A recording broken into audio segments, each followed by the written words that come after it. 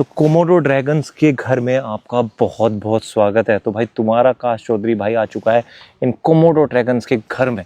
पूरी दुनिया में सिर्फ 3 ऐसे आइलैंड है जहां पर ये पाए जाते हैं, उनमें से एक में मैं अभी हूँ, रिंका आइलैंड। 40 लाख सालों से ये पृथ्वी पर रह रहे हैं। इंसानों को आए हुए 3 लाख साल हुए, मतलब हमसे भी काफ़ी ज़्यादा पहले।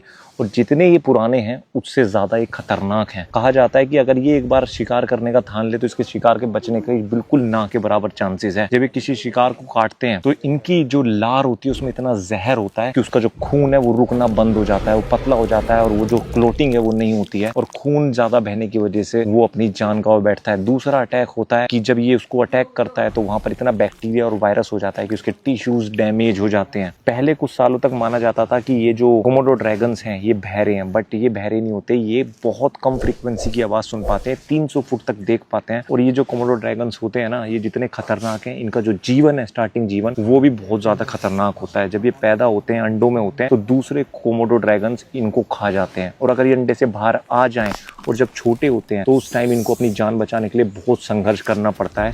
ये पेड़ों पर चढ़ना सीख जाते हैं। अभी जैसे ये कोमोडो ड्रैगन इतना बड़ा ही है, अभी पेड़ पर नहीं चढ़ सकता क्योंकि इसकी बॉडी काफ़ी बड़ी हो गई है। बट जब ये छोटे होते हैं तो ये पेड़ों पर चढ़ जाते हैं अपनी जान बचाने के लिए।